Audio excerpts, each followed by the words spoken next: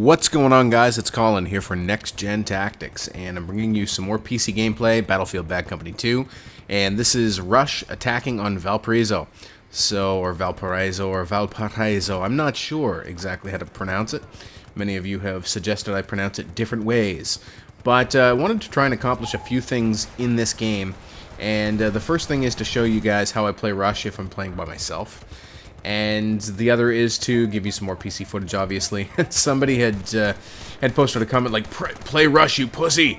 So, this is Rush. I'm playing it. And, yeah, maybe I'm a pussy, but, you know, I still like playing Rush.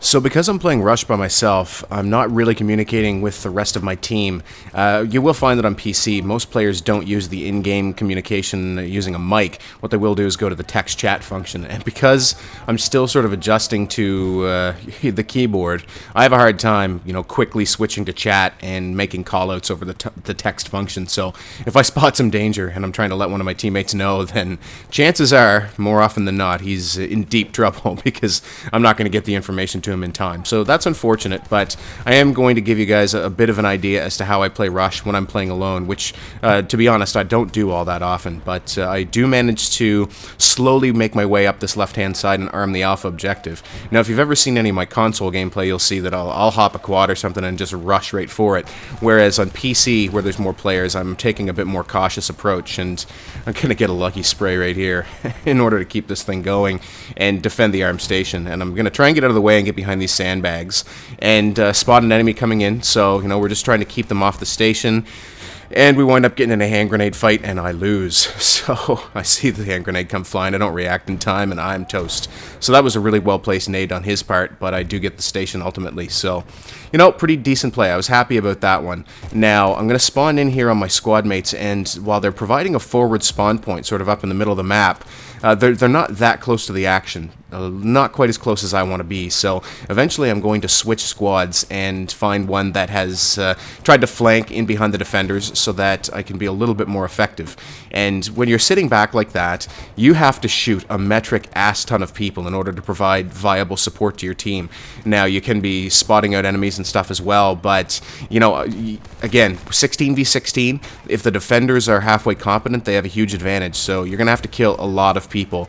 And I try and make up for the fact that I spawned in without dropping an ammo crate on my squad there. The second time around, I remember to drop it. So that's just kind of presence of mind, and I lose my concentration when I'm trying to figure out what buttons to push. But trying to be a bit of a team player, and I do want to get at this objective, but I'm not being successful so far. And again, you know, you have to really pick your moments a little bit more on PC because there are more players, and that's one of the main differences that I've found. And after this first base, you know, I'm having a hard time getting comfortable moving forward and finding good routes to take and all of that sort of thing. And I can kind of appreciate why newer players will sit back and camp a little bit, because it can be frustrating in order to really try and make a move when you're not confident with, you know, map knowledge, you're not necessarily confident with your gun skills.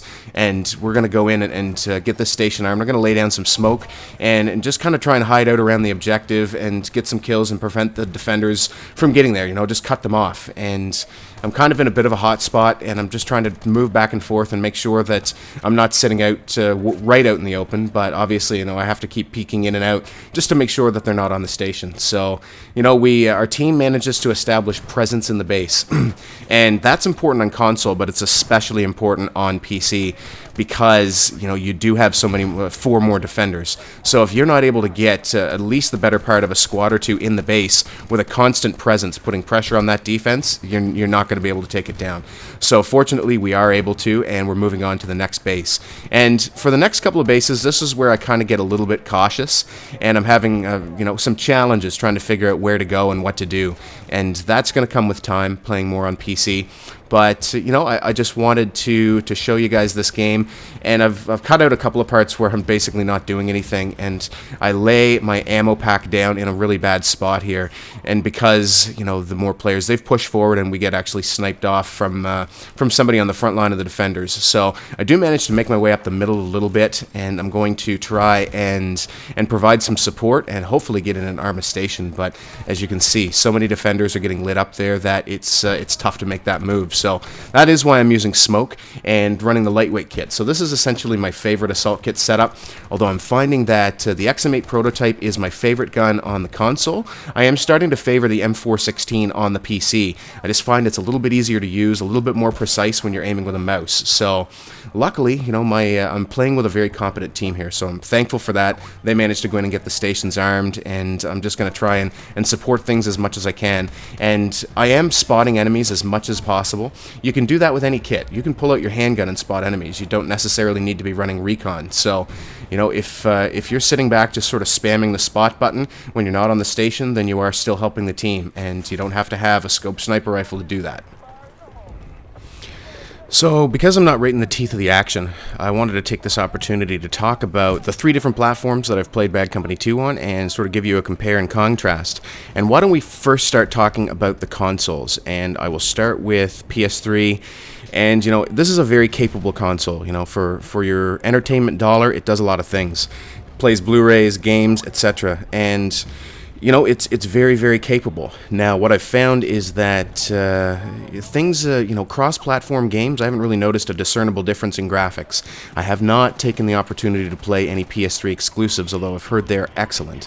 But basically, Bad Company 2 doesn't run quite as smoothly on PS3 for me as it does on Xbox. I get frame rate drops, and a few of you have debated me on this, but I can assure you it's true.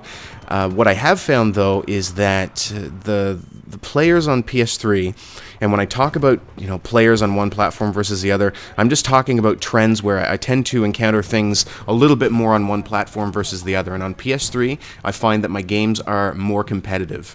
And, you know, as a general rule, people are a little bit more aggressive and are playing the objectives a little bit more than on Xbox.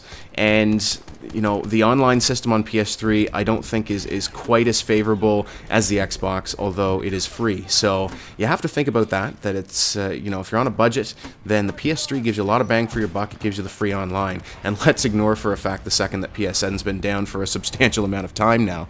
If that hadn't have happened, then let's look at the comparison from that perspective, because I think that with the security breaches in PSN, buyer beware. I think that people are going to be a little bit more cautious, but you know, the online system for Xbox is easier to use, more user-friendly, getting a group of friends together to play and to chat and go into game together than PS3 is. So I do like that about Xbox, and PS3 doesn't give the ability to appear offline. So if you have a really sizable friends list and you don't want to be getting a lot of notifications and invites, on Xbox you can appear offline, on PSN you can't. So basically, you know, you have to rely on the goodwill of people to basically leave you alone if you're trying to do something. But you know, other than that, they're both very capable platforms. The controllers are basically a function of personal preference. I like the ergonomics of the Xbox controller, but I like the precision of the PS3 controller, and that's basically how I look at it. And you know, as far as gaming, I have fun playing on both of them. And now, you know, let's look at PC versus the consoles. And PC is obviously the most capable platform horsepower-wise. I still think that Xbox is a little bit easier to use when it comes to the online system and getting your friends together without having to involve other external software and jumping through a few hoops. But, you know, PC is very capable. The graphics are stunning, and you'd kind of expect that because you invest a lot more in PC. The cost of a new capable graphics card for your PC is almost the same price as a console, maybe a little bit less, but you know, you get the general idea that you're paying a fair bit more for the PC, so you expect more out of it. And you know, it does deliver. And the gameplay and the movement, the precision of the mouse is fantastic. I've had a bit of trouble adjusting to a keyboard for my movement. I still prefer an analog stick, and moving around with a keyboard kind of felt like, you know, wiping my ass with my wrong hand for a number of sessions, and still isn't totally comfortable for me. But it comes with time, and making that adjustment isn't that difficult. You know, it took me maybe 6-7 hours of gameplay to at least get to the point where I can hold my own using a mouse and keyboard. So, you know, if you're worried about that transition and that's the only thing holding you back from trying out PC gaming, then I encourage you to get used to the mouse and keyboard, not go for like a controller add-on or something. I think you'll be at a huge disadvantage. Now, when it comes to player skill on PC versus console, I know that I'm going to upset a few people with this statement, but I haven't noticed a discernible difference in player skill. PC players, as a subscriber of mine stated on one of the videos, have a lot more control than console players. You have a precise aiming device in the mouse, you have the ability to customize things, pick the games you want, so you have more control and flexibility. But if if the skill level on PC was incredibly high, then I'd be getting my ass handed to me game after game, and that's not the case.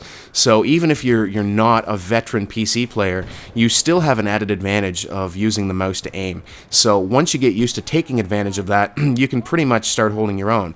Now, there are some PC players that have come from sort of a Quake background, playing those really fast-paced Twitch shooters, that are able to apply those skills to Bad Company 2 because you have the ability to turn up the sensitivity much, much higher than you are on console. So you will find that there is a gap where there are some incredibly good players that come from that legacy PC gaming background and play skill-based shooters like Quake, but by and large, you're going to run into very skilled players everywhere, and it's just a function of getting good at the platform you're playing on. And if you're playing with a controller and you're able to absolutely beast, I think that getting to a point where you're extremely accurate on controller is actually tougher than with a mouse and keyboard. So I don't take anything away from the skill level of PC, but I don't think that the argument that PC players generally are a lot better than console players skill-wise. I just don't think that's the case. And on PC you have more players, so the games are going to be faster paced. Playing Conquest with 32 players versus 24 is a ton of fun, so I'm really enjoying that. But playing Rush with 32 players, I mean, that can be a challenge because of some of the things I've mentioned where the defense can stack up against you. But, am I enjoying PC? Absolutely. I'm having a lot of fun. And am I glad that I got into PC gaming? I definitely am. But, if you're trying to make buying decisions around, one platform versus the other, what I encourage you to do is look at which platform your friends are playing on. Because regardless of where I'm playing, I always have the most fun when I'm playing with a group of friends. So if most of your friends are on PS3 and Sony gets their act together on PSN, then that's probably the best buying choice. And same goes for Xbox, same goes for PC. Playing these types of games alone, I find, isn't nearly as much fun, and the social aspect is a big part of it. So, if you don't have a whole bunch of friends to play with, then that's a problem you probably want to solve before you make a buying decision around PC versus console, especially for a game like Battlefield. Now, in Battlefield 3, obviously, it's going to be a different experience on the PC with larger maps and many more players. But as it stands today, given the experiences I've had, I think that putting yourself in a position to play with your friends, you can't go wrong. I think that all platforms are very capable. They all have their advantages and disadvantages, and that's just how I see it. So one is not vastly superior to the others, especially when you factor in the cost of a PC, which, I spent more than you need to get a capable PC that can run games. But still, you're looking at 2 to 3 times the cost of a console, which are a little bit more user-friendly and accessible. So, I think that all the gaming platforms are great. I have a lot of fun playing on all of them, and I just hope you guys take that into consideration when you are picking which platform you're going to pick up. So, hope you enjoyed the video, guys. Let me know what you want to see next. I do have Battlefield 2, so we might go back in time a little bit. Anyway, that is all for now. Cheers. We'll talk soon. Thousands of movies and TV shows stream directly from your PS3, Xbox 360, Wii, or PC computer. Click on the link in the description of the video for your free 1-month trial membership, courtesy of NextGenTactics.